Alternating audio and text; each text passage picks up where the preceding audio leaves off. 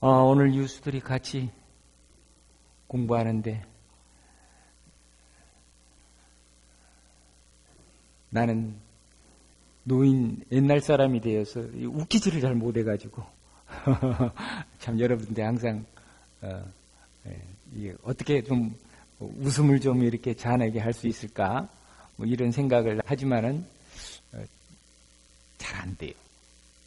유머도 없고 그래가지고 그래서 좀 딱딱하기도 하고 그렇습니다. 이제 교육법을 제가 이렇게 제대로 배우질 못해서 그냥 있는 대로 그냥 합니다. 우리가 성경 파노라마라 하면은 파노라마는 파도가 이렇게 훅 치는 그 모습을 파노라마라고 하지요. 역사를 우리가 하나님의 역사를 지금 성경을 통해서 지금으로부터 4,000년 전 얘기를 우리는 성경을 통해서 하나님께서 어떻게 그 역사를 이끌어가고 계신가를 우리는 배우고 있습니다. 공부하고 있습니다. 예수 그리스도만 믿으면 된다. 이거 좋죠. 근데 이렇게 두꺼운 성경을 우리에게 주셨기에 성경을 이렇게 보면은 하나님을 모르는 사람들은 자기가 하나님이 되려고 합니다. 그래서 자기가 왕인 거예요. 자기 생명도 자기가 주관하고 자기 노력으로 모든 것도 다 이루고 자기 힘으로 다 되는 것처럼 생각하고 그렇게 살아요. 근데 하나님을 아는 사람들은 하나님이 지금 나를 어떻게 쓰시고 나의 생명을 어떻게 끌고 가실까라는 것을 우리가 생각하게 됩니다. 하나님의 손길에 의지해서 내가 하나님이 원하시는 방향으로 살아간다. 이걸 이제 느끼면서 우리가 믿음 생활을 하는 건데 그렇게 하다 보니까 나도 모르게 하나님의 안목을 닮아가는 것을 발견합니다. 내가 하나님이 되고 싶은 게 아니라 하나님 말씀을 배우고 하나님 말씀대로 살다 보니까 하나님의 생각과 하나님의 그 보는 안목을 우리가 따라가게 되는 거예요. 그러다 보니까 내가 하나님 닮아가는 거예요. 그러니까 내가 하나님이 되어가는 것 같아. 그런 것을 느끼면서 세상 사람들은 하나님이 없기 때문에 하나님이 뭘 원하시는지 하나님이 어떻게 역사가 진행되고 어떻게 우리의 생명이 이 땅에 사용되어지는 것인가를 모르기 때문에 하나님을 모르기 때문에 하나님을 닮아갈 수도 없는데 하나님 되려고 하는 그것이 바로 죄가 되는 겁니다. 하나님의 자리에 자기가 올라 있는 것이 바로 죄입니다. 죄. 네. 내가 내 자리에다가 하나님이 오셔서 그 자리를 차지해 주시면은 내 죄가 없어집니다. 예수 그리스도가 내 안에 오셔서 나를 다 이렇게 다스리시고 나에게 모든 생명을 주관하시는 분으로 내가 믿어질 때에 우리는 하나님 같은 생명으로 변한다는 그 역설을 제가 여러분들에게 말씀드리는 것도 거꾸로 얘기한 것 같죠. 불신자들은 하나님을 모르면서도 하나님이 되려고 하는데 신자들은 하나님을 알기 때문에 하나님의 뜻에 따라서 살아가려고 하기 때문에 하나님같이 된다. 그러니까 굉장히 인간이 하나님을 믿는 인간이 위대해지고 존귀해지는 겁니다. 재령이 하나님 믿지? 하나님을 믿으니까 재령이가 얼마나 존귀하고 이뻐진지 몰라. 그렇지? 그래서 하나님을 제대로 이렇게 우리가 잘 믿으면요, 다 이뻐져요. 다 예뻐져요. 그리고 얼굴이 훤해지고 오늘 이제 출애굽기에 보면은 모세가 십계명을 갖고 내려오면서 모세의 얼굴이 하나님을 뵙고 얼굴이 환해져서 백성들이 모세의 얼굴을 볼 수가 없는 거예요. 그래서 가리는 거예요. 그 사람에게 하나님의 영광이 나타난 거예요.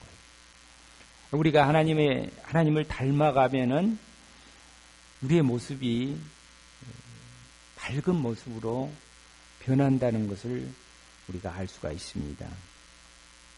자, 우리는 이제 창세기를 통해서 우주 창조가 어떻게 되고 인간이 어떻게 죄를 짓고 범죄해 함으로 해서 그 아름다운 에덴 동산을 추방당하게 되었는가. 그래서 세상에 사망의 세상에 와서 어두운 세상으로 변하게 되었는가. 그 세상에서는 이제 심판이 있게 됐다는 거죠. 그래서 홍수 심판이 있게 됐고, 그리고 인류가 다 세상으로 흩어지는 바벨탑 사건이 있게 됐는데, 거기까지의 역사를 우리는 기록되지 않고 고고하게 해서 증명되지 않는 기록을 찾아볼 수 없는 소위 말하면 선사시대, 기록이 없는 시대, 그 기록이 없는 시대까지의 역사를 성경만이 밝혀주고 있습니다. 이런 시대가 있었다. 그 시대를 통해서 하나님께서 이제는 죽어가는 세상을 다시 살리려고 하는 하나님의 계획이 시작되는 거죠. 그게 이제 창세기 12장부터 믿음의 조상 아브라함을 선택하는 것에부터 이 믿음의 역사가 거기서부터 시작이 되는 겁니다. 지금으로부터 2500년 BC 2500년이니까 4500년도 전이죠. 아주 지금 1000년만 해도 우리가 캄캄한데 4500년 전 하니까 우리나라가 고조선이 생기기도 전입니다. 그런 그 옛날의 역사를 우리가 보고 있어요. 그래서 이제 창세기 12장부터 60장 끝장까지는 50장 끝장까지는 믿음의 조상에 대한 네 사람의 생애가 나오죠. 그것은 이제 믿음의 씨앗이 하나님의 씨앗을 아브라함한테 심고 아브라함을 통해서 믿음의 씨앗이 이렇게 싹이 나고 그 씨앗이 조금 이제 다음에 계승이 돼서 아브라함의 아들에게 이삭에게 그게 계승이 돼서 이삭에서 이제 야곱 때에 12개의 씨앗으로 이렇게 분할이 되죠. 분할이 되면서 커지는 거예요. 시족사회가 형성이 되는 겁니다. 개인에서부터 부부로부터 자손이 많아지면서 시족이 생기는 거예요. 그래서 야곱이 이제 12아들을 낳게 되는데 마지막 요셉에서 이제 두 아들이 나오는데 요셉은 12아들에서 빠지고 요셉의 아들 두 아들이 대신 12아들 사이에 들어가고 네 지파가 빠지게 되죠. 그렇게 해서 이제 이스라엘이 탄생을 합니다. 이스라엘이라는 이제 이름이 탄생을 하는데 이스라엘의 이름은 어떤 뜻을 갖고 있냐면 이제 황태자라는 뜻을 한편에 갖고 있어요. 그건 뭐냐면 하나님의 왕의 왕자들이다, 아들들이다 이런 뜻을 갖고 있습니다. 그러니까 하나님을 믿는 사람들은 황태자의 그런 위치를 갖고 있는 거예요.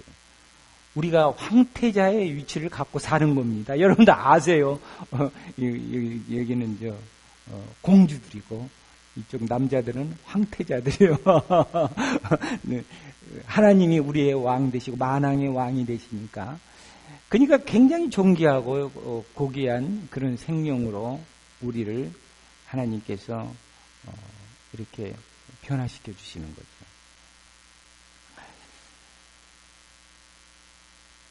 이제 하나님께서 생육하고 번성하라는 그 축복을 처음부터 아담과 하와를 창조하신 그때부터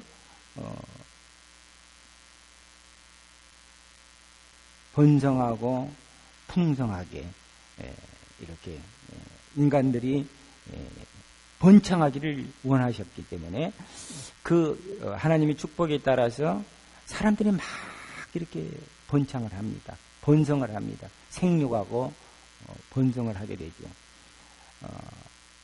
아브라함을 선택하시면서도 아브라함에게 그런 축복을 똑같이 하시는 거예요.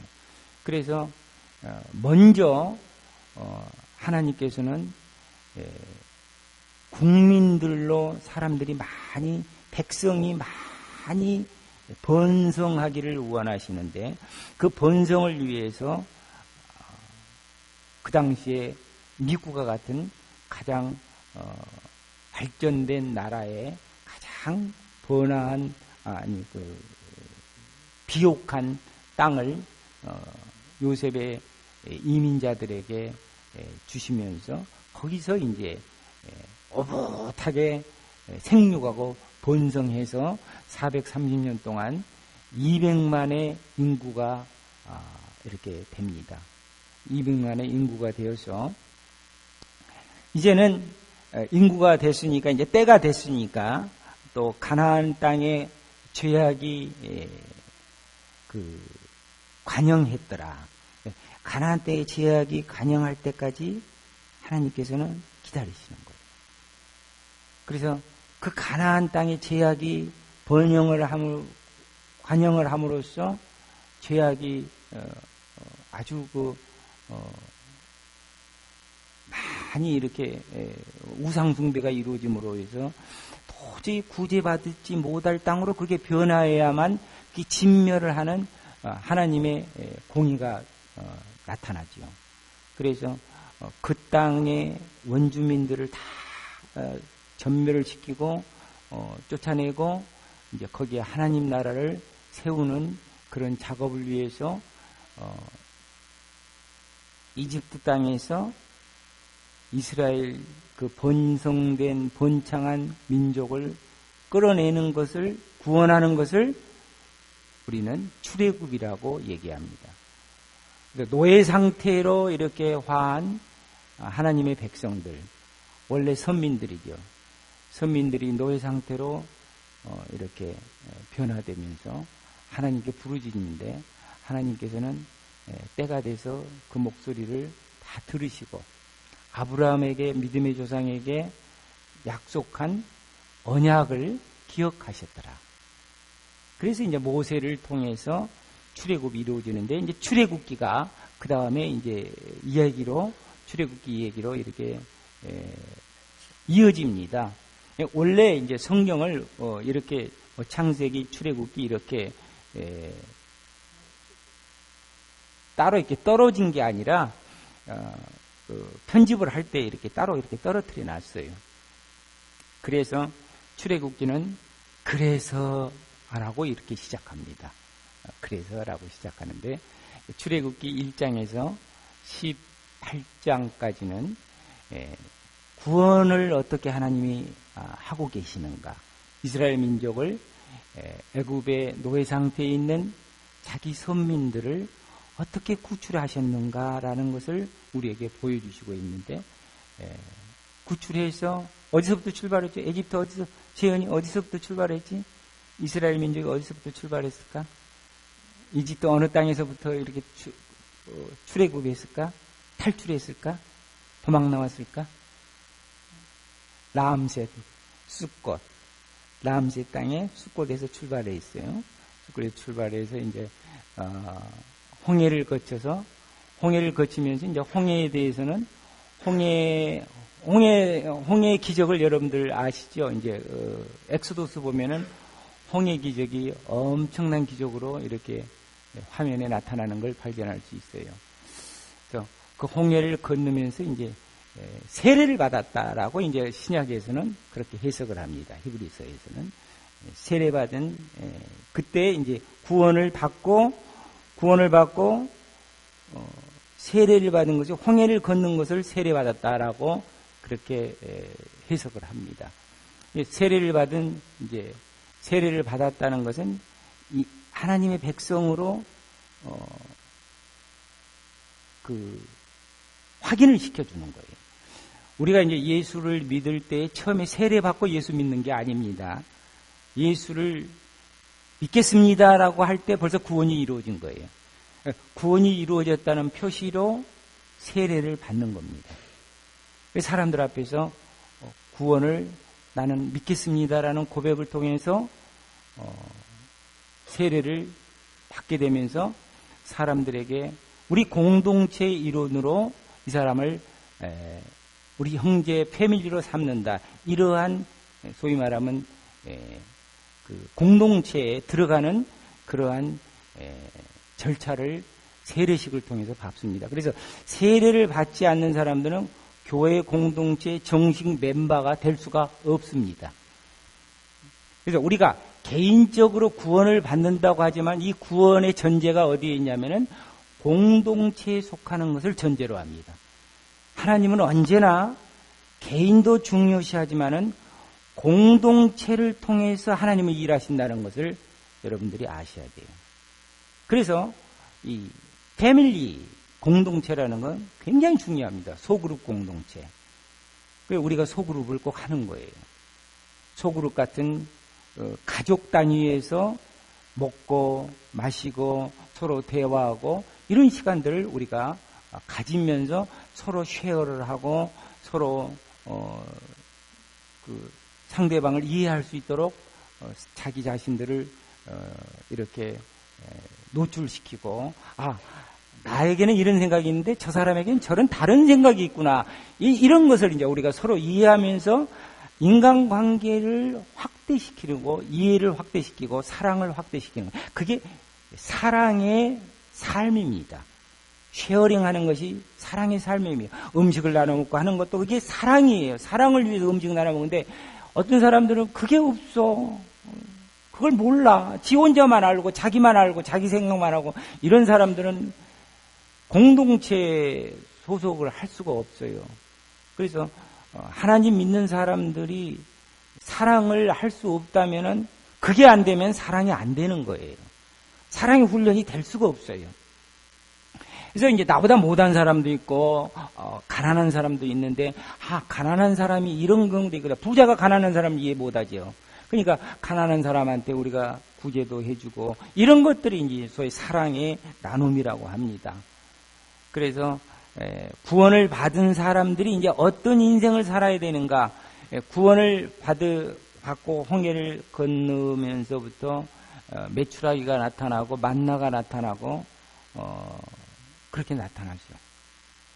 그래서 시내산까지 오는데 약 45일이 걸립니다. 45일을 홍해를 건너면서 마라의 쓴물을 거치고 이렇게 쭉 내려오면서 율법이 없으니까 애굽식으로 이집트 세상적으로 사람들이 무질서하게 가는 거예요. 그러니까 앞에서 구름기둥하고 불기둥이 인도한 백성들의 앞에서 구름기둥과 불기둥이 인도를 하는 것을 성령의 인도함을 받는 백성이다. 이렇게 요즘 말로는 이제 성령의 인도함을 받는 거죠. 성령의 인도함을 받아서 시내산까지 오게 됩니다. 시내산까지 오게 되면서 하나님의 아무런 책망을 안 하세요. 뭐 문제가 되고 뭐 잘못해도 나무라지를 안 하시는 거예요. 왜? 아직 율법이 지침이 전달이 안 됐어.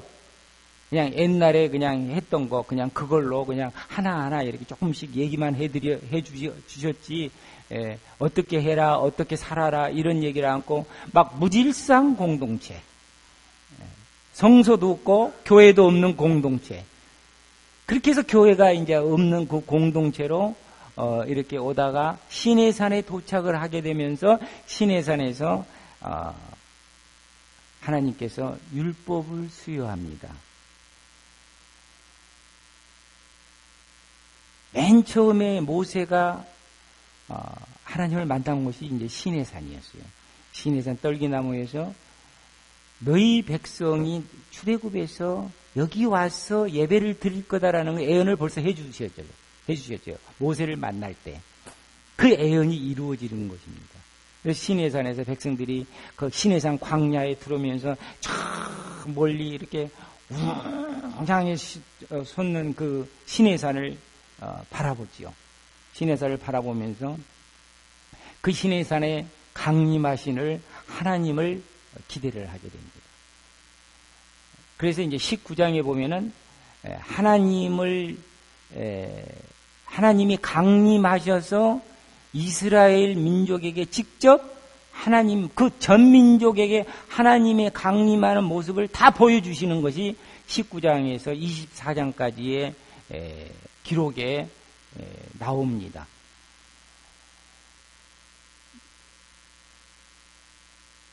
시내산에 도착해서 모세를 하나님께서 부르는데 시내산 정상에서 모세가 하나님을 만나러 올라가지요.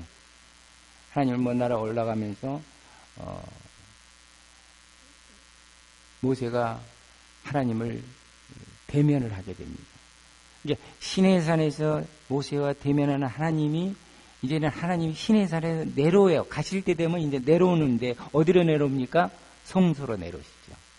시내산에 계셔서 시내산하고 계시를 통해 시내산에서 모세를 만나고 백성을 만나 주신 하나님께서 이제는 백성과 함께 하시기 위한 그러한 모습으로 나타내시기 위해서 성소로 들어오시는 겁니다. 성소가 만들어지기 전까지는 시내산에 계시는 거예요. 시내산에 모세가 8차에 걸쳐서 시내산을 올라갑니다. 8번을 올라가서 40일 금식을 3번을 하면서 하나님과 친구처럼 대화를 하면서 하나님부터 지침을 받는 거예요. 그 지침이 뭐냐면 그걸 시내산 언약이라고 합니다. 그래서 시내산 언약식인데 시내산 언약식을 피의 언약식이라고 그러죠. 피의 언약식. 언약은 다 피를 가져야 언약이 됩니다. 그 옛날에는 그 조약을 맺을 때 짐승의 그 가운데를 벌려놓고 두 사람이 이렇게 지나가게 하는 것이 바로 언약을 맺는 사람들의 약속들이었는데 하나님도 이스라엘 백성과 피로 이렇게 언약을 맺는 거예요. 피는 생명이기 때문에 생명의 언약이라는 거예요. 이것은 절대적으로 지켜야만 된다는 그런 언약을 해주십니다. 개인한테는 이제 믿음의 조상들한테는 개인에 나타났죠. 개인에 나타나서 아브라함과 언약을 맺으면서 아브라함에게 수없이 나타나서 언약을 다시 얘기해주고 다시 반복해주고 아브라함에게 뭐 7번인가 8번 나타났죠. 그러면서 나타날 때마다 처음에 아브라함을 부를 때 하나님이 약속한 그 약속을 다 반복을 하는 거예요. 너희가 내 백성이 될 거다. 내 백성이 될 거다. 복받는 백성이 될 거다. 아주 큰 민족이 될 거다. 이 약속을 해주는 거예요. 하나님 나라의 그 백성이 될 거다. 그래서 그 당시에 하나님 나라에 대해서 누가 알았겠어요? 알지를 못했겠죠. 지금도 우리도 안 믿는 사람들은 다 마음속으로는 하나님 나라에 대한 꿈을 꿉니다. 이게 꿈이 뭐냐면 행복입니다.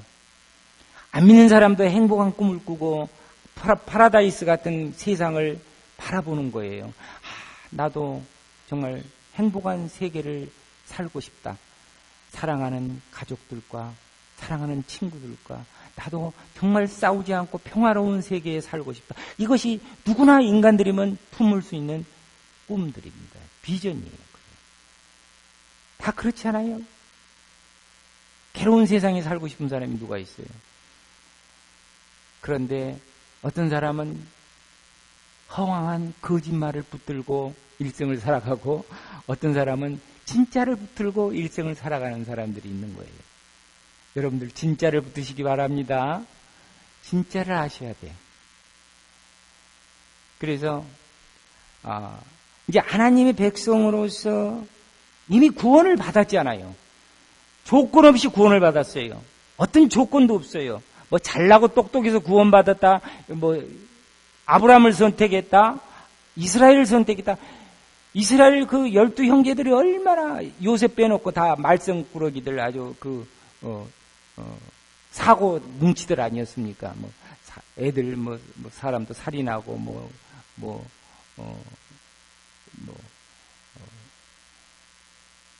하여간 사건이 많아요. 요셉의 아들들이 사건이 많아요. 뭐 음란한 행위도 하고 뭐 여러 가지 사건이 많습니다. 그렇지만 하나님께서는 믿음의 백성으로서 이미 구원의 대상으로 이렇게 선민을 선택하셨기 때문에 하나님의 은혜 가운데서 우리가 선택을 받았다는 거예요. 어떤 조건이 있어서 내가 잘나고 똑똑하고 이뻐서 머리가 좋아서 예수 믿는 게 아니라는 것을 여러분들이 꼭 아셔야 됩니다. 그럼 머리 좋은 사람들 다 예수 믿게? 천만의 말씀, 머리 좋은 사람 더 못 믿어요. 머리가 나쁜 사람들이 예수를 더 잘 믿습니다. 부자들이 더 잘 믿느냐? 부자들이 더 믿기 힘들어요. 부자들이 믿는 것은 낙타가 바늘구멍에 들어가는 것보다 더 어렵다고 예수님께서 그렇게 얘기하셨잖아요. 부자도 예수 믿기가 어려워요. 그러니까 우리가 예수를 알고 예수 이름을 부르고 예수를 믿는다고 하는 그 사실 자체가 정말 하나님께 너무나 감사한 일이 아닐 수가 없어요. 그거 하나면은 우리가 복을 받은 거예요. 그거 하나만 가지면 큰 복을 받아요. 큰 복이 있고 작은 복이 있어요. 근데 아브라함을 부를 때 하나님께서 무슨 복을 얘기하셨냐면 큰 복을 얘기하셨는데 큰 복을 받다 보니까 말 안 해도 부자가 되는 거야. 이 사람들 다 부자가 되는 거야. 부자로 사는 거야. 큰 복을 받다 보니까 이 세상에 따라온 것들은 덤으로 따라오더라. 큰 복을 받았는데 그 복이 무슨 복이냐?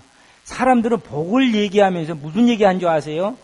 주세요, 주세요. 자기 받을 것만 얘기해. 다 받을 것. 돈 좀 주세요. 뭐 돈 좀 주세요. 뭐 물질 좀 주세요. 명예 좀 주세요. 이게 다 건강 좀 주세요. 뭐 이게 다 복인 줄 아는데 그게 복이 아니에요. 하나님이 주신 큰 복은요, 주시는 복, 사람이 베푸는 복이에요. 베푸는 복. 축복하는 복이에요. 복을 그냥 남한테 그냥 쭉 축복해 주는 거예요. 제사장이 되는 복이에요. 우리 재현이한테 내가 축복해 주면 좋지. 근데 재현이도 동생한테 축복해 줄 수 있는 거야. 그 복이 우리에게. 주는 복. 사실 주는 복같이 큰 복이 없습니다. 주는 사람들은 얼마나 행복한지 몰라요. 주는 사람들은 아주 그냥 뭐가 없어. 이 받는 사람들이 받으면 미안하고 받으면 막 갚아주고 싶고 막 부담 가갖고 이러지. 주는 사람들은 막 주니까 좋아. 막 좋아. 막 좋아. 좀 가난해도 주면 좋아. 이 복이 얼마나 큰 복인지 몰라. 그 복 받으려고 여러분 기도하셔야지. 하나님에게 달라고 기도하는 것보다 나 좀 줄 수 있는 복 주세요. 이렇게 기도해. 이게 진짜예요. 그러니까 아브라함에게 주신 복은 네가 저주하는 자에게 저주하고 네가 복 주는 자에게 내가 복을 주리라. 네가 축복하는 자에게 복을 주리라. 주는 복을 얘기하는 거예요. 주는 복. 출애굽기에 이제 구원받은 백성이 어떻게 살 거냐? 자, 구원을 받았는데 구원을 받았으면은 그 구원의 목적이 뭐냐 하는 것을 19장에서 우리에게 말씀해 주고 있습니다. 19장에 보시면은 너희가 내게 대하여 제사장 나라가 되며 거룩한 백성이 되리라. 자, 선택한 하나님께서 이유는 제사장 나라 거룩한 백성이 되게 하기 위해서 했는데 여기에 이제 좀 전제가 조금 나타났습니다. 그 전에는 조건이라는 표현이 전혀 없어요. 언약을 지키면 하는 지키면이라는 약간 조건부 표현이 나타났는데, 언약을 지켜서 우리가 하나님 백성이 되는 게 아니고 서민이 되는 게 아닙니다. 이미 구원을 받아서 서민이 되었고, 우리는 하나님 믿는 백성이 되었고, 우리는 하나님의 자녀가 되었기 때문에 이 땅에 살면서 우리가 주는 복을 얻어야 되는데, 이게 제사장이 되는 그러한 거룩한 사람들로 변화될 때만이 그게 가능한 거예요. 제사장이라는 뜻은 다리 놓는 사람이라는 뜻을 갖고 있습니다. 다리 놓는 사람이라는 것은 하나님과 인간 사이에 중보의 다리를 이렇게 해서 연결해주는 그런 역할을 하는 게 제사장입니다. 죄인과 거룩한 하나님 사이에 지금 만날 방법이 없어. 죄인이 하나님을 만날 수가 없어. 또 하나님은 죄인을 만나주지를 않아. 근데 만나는 방법이 딱 하나 있어. 제사장이 중보의 역할을 해주는, 다리를 놔주는 거야. 제사장이. 그 대제사장은 누가 되는 줄 아십니까? 예수 그리스도. 예수 그리스도만이 대제사장이 되는 겁니다. 근데 우리는 그걸 닮아서 제사장 같은 그러한 백성이 된다 하는 거예요. 근데 제사장 같은 역할을 하고 제사장 같은 거룩한 백성이 되려면은 가만히 있어서 되는 게 아니라는 거야. 하나님께서 말씀을 주시는데 그 말씀을 따라서 순종하고 살 때 자연스럽게 되는 거지. 내가 용을 써서 막 제사장이 되려고 막 하루아침에 제사장이 되려고 발버둥쳐. 아니야, 그거 아니야. 내가 거룩해지려고 막 옷 깨끗이 입고 다니고 해서 되는 게 아니야. 목욕한다고 되는 게 아니야.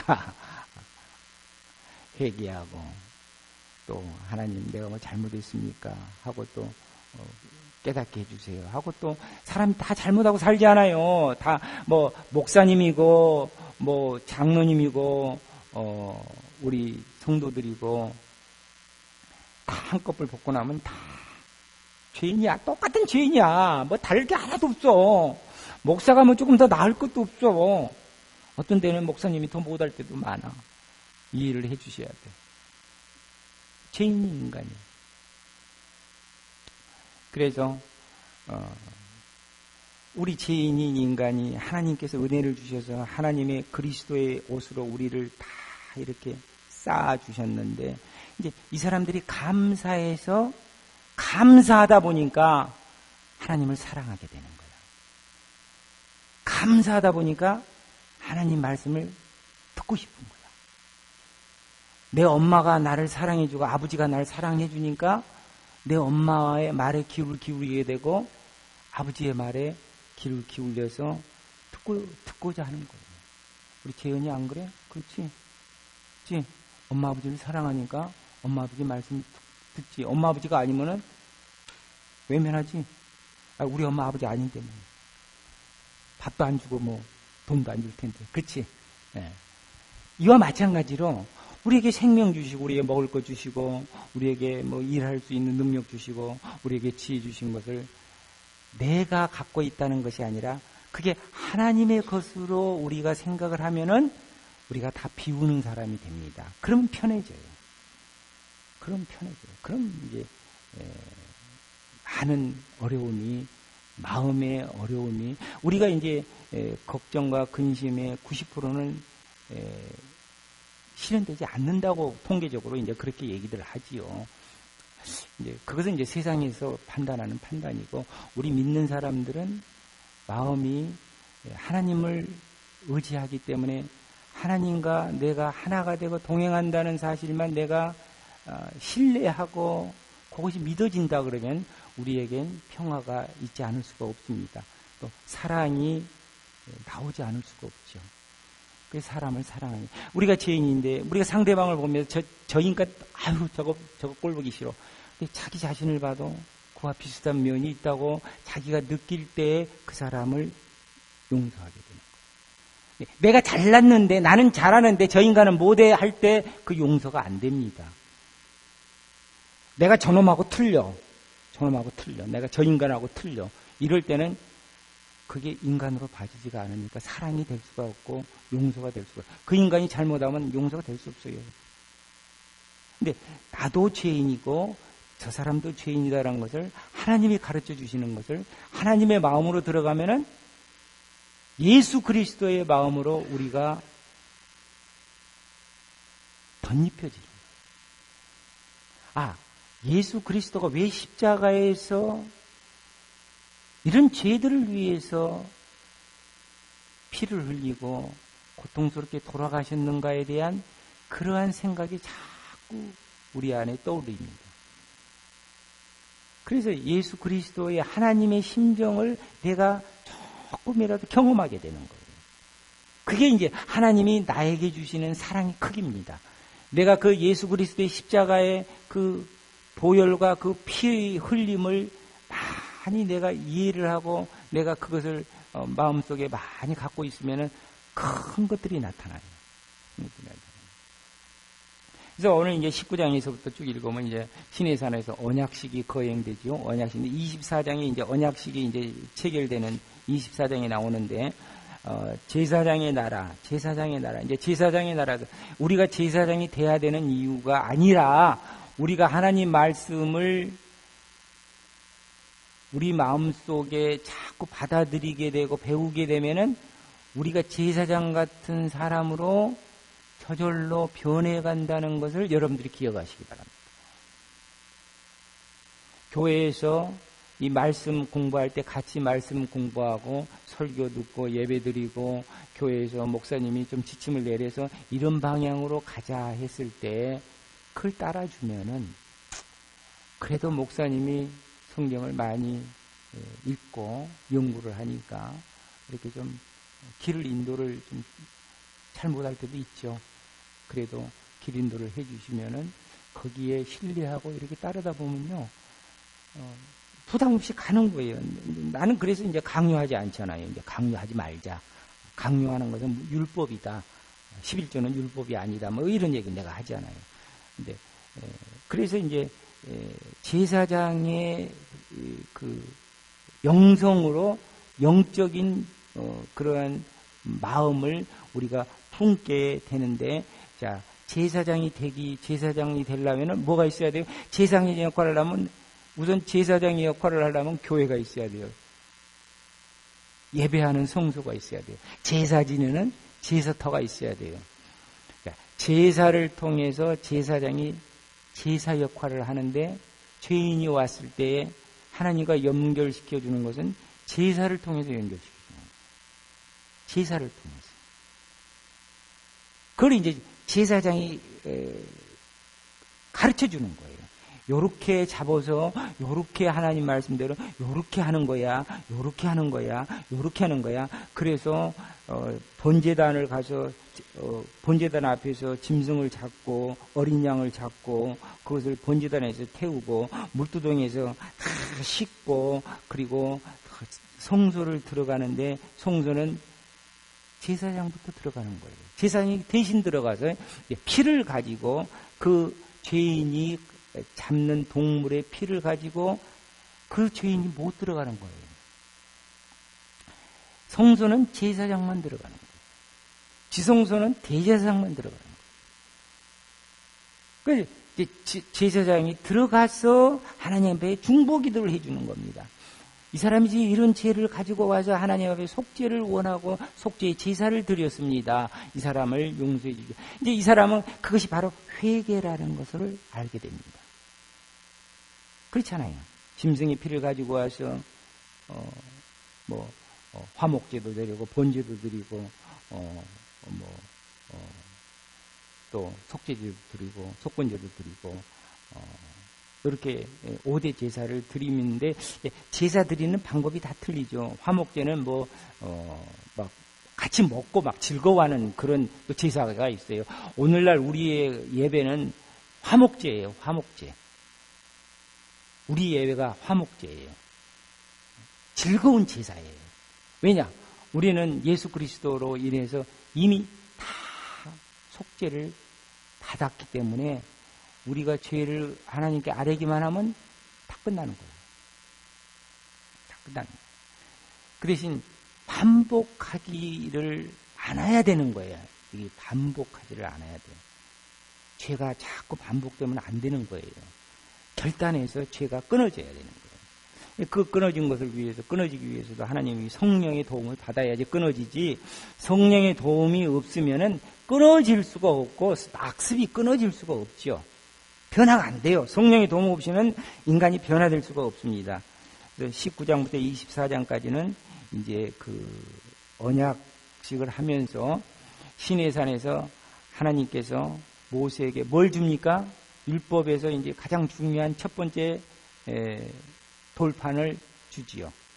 돌판이 십계명, 두 돌판. 하나님이 시내산에서 그 돌판에 새겨가지고 모세한테 줄 때 모세가 그 돌판을 가지고 40일 금식 기도를 하고 내려오는데 사건이 벌어집니다. 사건이 벌어진 게 뭐냐면 모세가 이제 백성들을 떠나서 40일 동안 시내산에 올라가서 주야로 금식을 하면서 하나님을 만나고 율법을 받아서 막 다 기록을 해요. 제사는 어떻게 지내고 뭘 어떻게 하고 뭐 율법은 어떻게 하고 이제 그때 이제 율법이 이제 십계명 외에도 이제 민법, 상법, 형법, 시민법, 뭐 종교법, 절기법 이런 것들을 요즘 말로 다 이렇게 적어갖고 하나님이 계시한 걸 갖고 와요. 근데 요즘에 있어서는 이 이제 율법에서 폐기법이 있습니다. 절기법은 우리가 절기를 뭐 거의 우리가 지금 크리스마스 절기가 아니죠. 우리가 뭐 6월절 지내고 뭐 이러지 않잖아요. 절기법은 폐기가 됐고 제사법도 폐기가 됐죠. 제사법도 폐기가 되고 예배로 우리가 지금 화목 예배로 바꿔졌습니다. 물론 화목 예배를 드리면서도 때때로 우리는 회개하는 속죄 예배도 드립니다. 속죄 1년에 뭐 부흥회를 통해서 속죄 부흥회를 한다든가 회개 부흥회를 한다든가 뭐 이런 이제 시간들이 필요하지요. 그렇게 해서 이제 법들이 변하는데 이제 기본법이라는 것이 이제 십계명이에요. 십계명. 기본적인 하나님의 율법, 도덕 기준이 되는 법을 기본법을 십계명이라고 그래요. 십계명의 기준은 뭐냐면은 뭡니까? 십계명에서 얘기하는 것은 10가지의 그 십계명 계명이 주는 그 초점이 뭐에 있습니까? 우리 승기사님 잘 아시죠? 사랑. 피곤하시지? 네. 사랑이 하나님의 사랑을 예수 그리스도의 십자가의 사랑을 우리가 갖게 된다면은 십계명은 저절로 지켜질 수밖에 없어. 그걸 이제 우리가 뭐 다른 신을 두지 마라. 그 노력해서 되는 게 아니야. 뭐 이웃을 범하지 말라, 남의 걸 탐내지 말라, 남의 아내를 탐내지 말라, 뭐 도둑질하지 말라. 이거 그냥 되는 게 아니야. 우리가 하나님의 사랑을 입었음을 우리가 묵상하고 그 은혜를 감사할 때는 이게 저절로 되는 거야. 그래서 율법이 저절로 이루어지는 거야. 믿습니까? 내가 구원받기 위해서 죄를 안 지려고 노력한다고 죄가 안 지어지느냐? 그건 아니야. 그거 안 돼. 그게 안 돼. 그런데 하나님의 은혜를 자꾸 묵상을 하다 보면은 자꾸 회개가 나와. 이거 내가 뭐 잘못됐구나. 이런 이제 그 성령의 그 조명이 와요. 조명이 오면서 우리 자신이 스스로 변하게 되는 것을 발견하게 됩니다. 이렇게 이제 자연스럽게 되면서 우리의 마음도 치료되고, 우리의 정신도 치료되고, 우리의 상처도 치료되고, 우리의 그 절망감도 사라지게 되고, 우리가 뭐 세상에 탐욕이 많으면 절망할 수밖에 없지요. 왜? 세상 사람들은 다 돈에 의해서 좌우를 받는데 돈이 없으면 절망감이 참 그렇게 사람들이 비굴해지고 막 이러지 않아요. 이렇게 우리가 되게 되는데 하나님께서 이제 교회를 주신 거예요. 성막을 주시는 거예요. 성막. 그래서 성막을 건설하라, 성막을 만들어라는 성막에 대한 부분이 여기서 이제 나타나게 되죠. 성막에 대한 부분이 25장부터 쭉 나타나죠. 그래서 제사장 규례에 대한 것도 나타나고 쭉 뭐 이게 다 할 수가 없으니까 흐름만 여러분들이 보시면 됩니다. 각 장에서 이제 그 중요한 외울 수 있는 중요한 그 절들이 하나씩 있는데 그것을 좀 가르쳐 드렸으면 좋겠는데 지금 조금 시간상 어렵고 모세가 이제 40일 그 기도를 하고 십계명을 갖고 내려오는데 하나님이 내려오기 전에 빨리 내려가 봐라. 네 형 아론이 지금 뭔가 하고 있다. 빨리 내려가 봐라. 그래서 돌판을 가지고 막 여호수아하고 같이 허겁지겁 내려오는데 백성들이 막 춤추고 노는 거야. 춤을 추고 노는 거야. 뭐해서 노냐 그랬더니 금송아지를 만들어 놓고 금송아지를 둘러싸고 백성들이 불을 피워놓고 먹고 마시고 놀더라. 왜 금송아지를 만들어 놨을까? 그 40일을 못 참아서. 지도자가 사라진 공동체. 지도자가 없는 건 아니야. 아론이 남아 있었어. 근데 아론은 하나님을 직접 대면한 사람이 아니야. 모세를 통해서 항상 형님이 그 대변인 역할을 했기 때문에 그래서 아론은 이제 지도력이 좀 떨어진 사람이었죠. 그래서 아론에게 백성들이 이제 지도자가 없으니까 그래도 아론 지도자를 왜 우리를 인도하는 모세가 지금 안 보이냐. 혹시 죽은 거 아니냐? 혹시 사라진 거 아니냐? 우리를 인도할 지도자를 만들자. 신을 만들자. 그래서 그 사람들이 하나님을 생각을 하면서 만들어 놓는데 아론이 송아지 우상을, 소 우상을 만들어 놓은 금을 다 금고리를 빼다가 모세 아론에게 주면서 우리의 신을 만들어 달라 그래요. 아론이 만든 거예요, 아론이. 근데 아론이 거짓말하죠. 내가 불 속에다 쳐넣으니까 거기서 금송아지가 튀어나오더라. 뭐 이렇게 거짓말하는 지도자의 입장을 봅니다. 참 지도자들도 거짓말 잘해요. 이렇게 거짓말도 잘하고. 그렇게 해서 그 광경을 보고 지금까지도 하나님께서 구원해서 살려주시고 홍해의 기적을 보게 하시고 다 마라의 그 쓴물의 기적을 보게 하시고 메추라기의 만나의 기적을 다 일으키시고 다 한 것을 본 그 백성들이 지도자가 없다고 40일 동안 비었다고 금송아지를 만들어 놓은 거예요. 그게 하나님이라는 거예요. 오늘 우리도 교회에서 금송아지가 많이 나옵니다.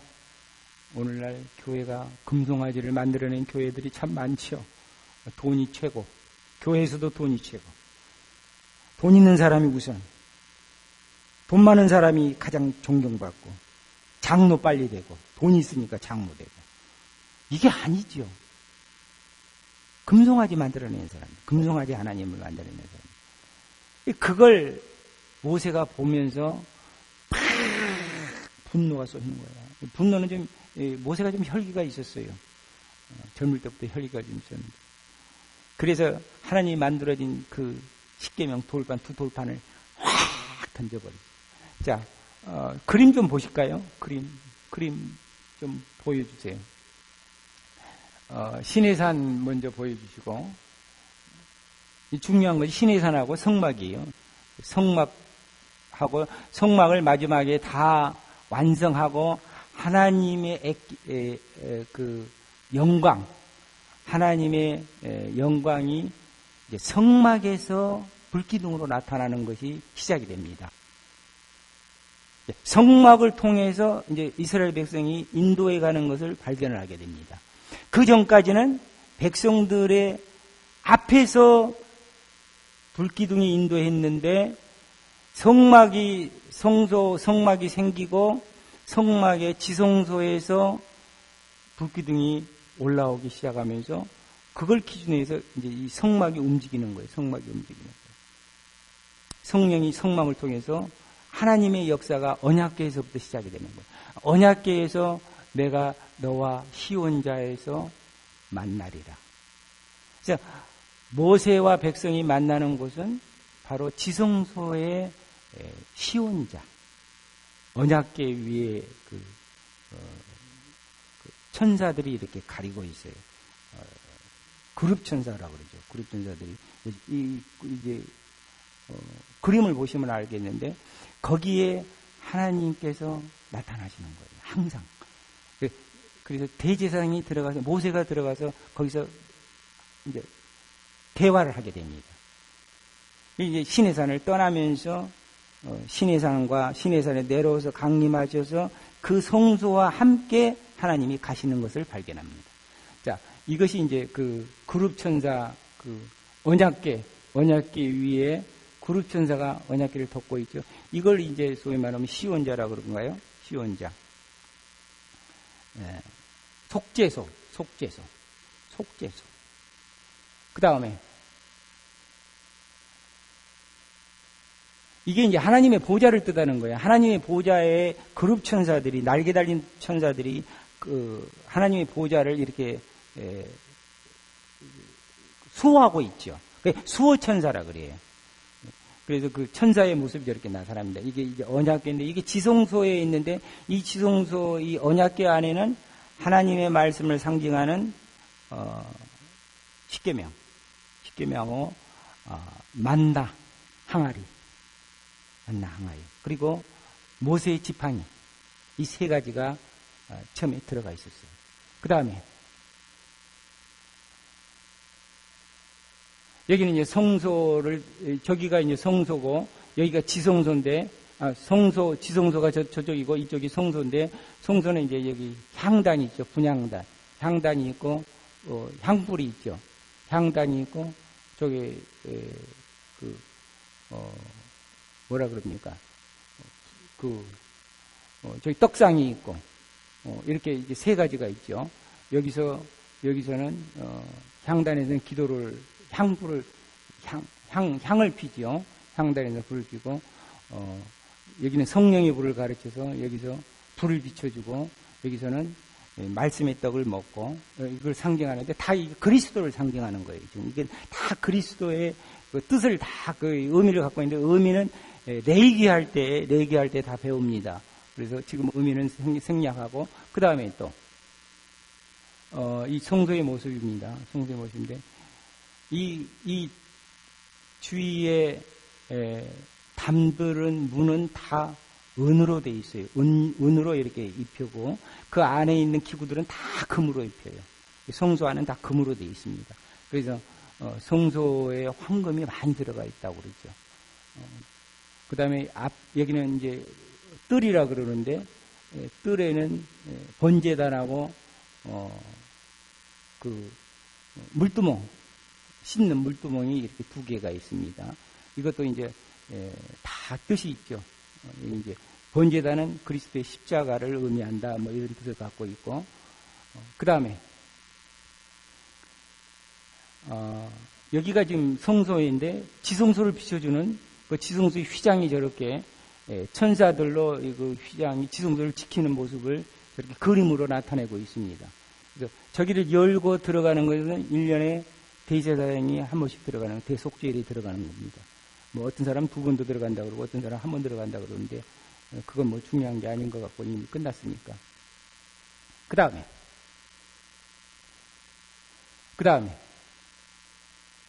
여기에 이제 시내산. 그 다음에 제사장들은 저렇게 옷을 입어야 되는데 저 옷이 아주 최고로 비싼 옷입니다.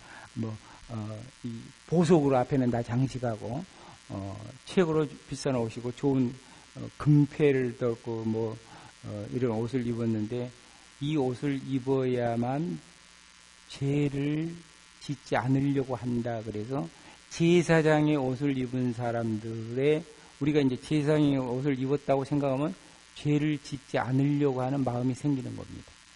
그 다음에 이제 돌판을 가지고 지금 내려오는 모세의 모습을 이렇게 영화에서 찰스 헤스턴 같아. 찰스 헤스턴. 이 사람 죽었지 않아. 우리 시대는 유명한 배우야. 찰스 헤스턴이 젊을 때 사진 같으네. 그 다음에 물두멍. 그 다음에 이제 번제단 고기 태우는데 여기다가 고기 올려놓으면 되는 거예요. 다 태워야 돼. 먹지 못해. 화목제 지을 때만 먹고 몇 가지밖에 못 먹어. 그 다음에 다 끝났네. 네.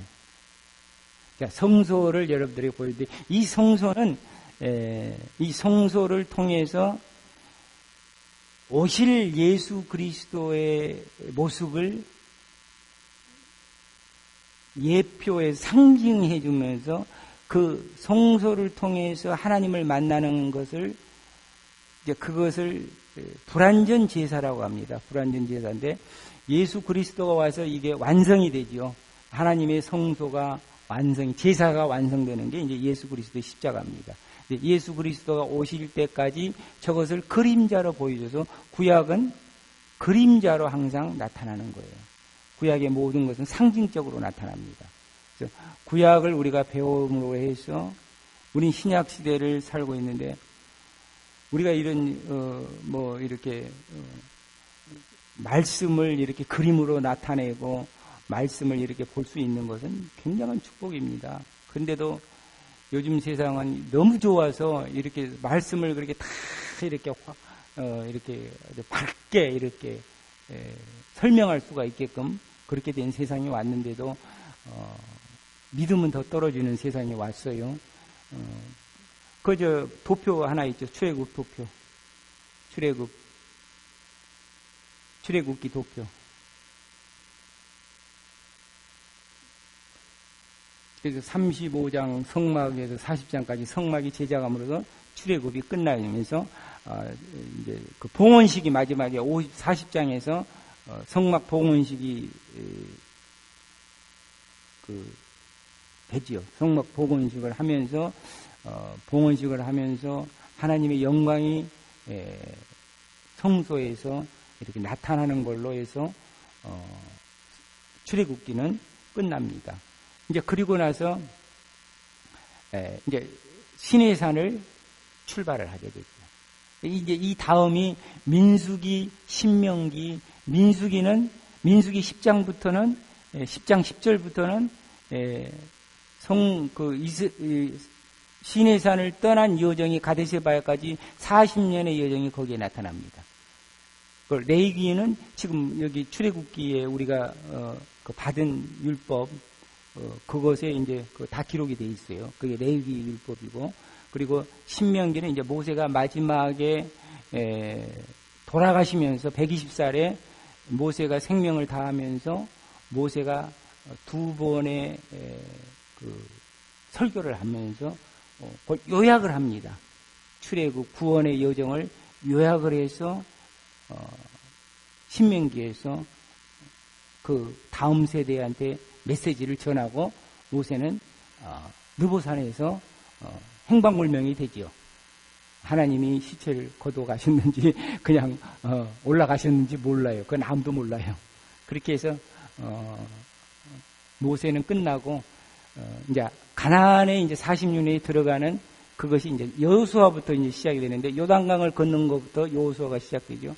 요단강을 건너면서 가나안의 정복 역사가 시작이 되는데 이제 정복기를 보면서 하나님의 백성들이 이 땅에서 하나님의 나라를 어떻게 이루어야 되는가를 우리에게 가르쳐주고 있습니다. 승리하는 전쟁이 어떻게 이루어지고 있는가, 승리하지 못한 전쟁은 어떻게 이루어지고, 그건 이제 성숙한 믿음이 안 될 때는 다 실패하는 거예요. 그래 하나님의 명령을 지키지 않을 때 가나안들을 쫓아내지 않으면서 가나안 족속과 자폰을 하게 되고 그 사람들을 우상을 섬기게 되면서 다 섞여서 혼합주의가 되고 막 이런 현상이 발견하면서 이스라엘이 또 문제가 되지요. 우리가 이제 그 출애굽이라는 구약의 그 모세 오경을 통해서 우리의 그 신앙 역사가 그대로 그냥 드러나는 거예요. 인간의 신앙 역사는 다 그렇게 이루어집니다. 그렇게 하시고 오늘 출애굽기 말씀은 모든 것이 하나님의 말씀대로 그대로 다 따라야 된다라는 것을 가르쳐주고 있습니다. 성소도 아무렇게나 이게 세워지는 게 아니라 하나님이 디자인을 다 해서 설계도를 다 주셔요.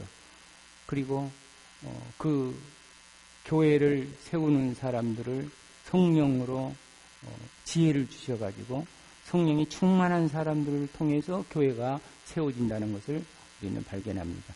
다음에는 이제 오순절, 순환절이 시작이 되고 종료주일이 시작이 되는데, 종료주일이 시작이 되니까 지금 이제 우리가 예수 그리스도의 모형에 대해서 배웠는데 실질적으로 예수 그리스도의 오신 모습을 다음 주부터 요한복음에서 여러분들에게 말씀으로 설명을 해드리고자 합니다. 요한복음 1장에서 3장까지 읽어오시기 바랍니다. 우리 기도하시겠습니다.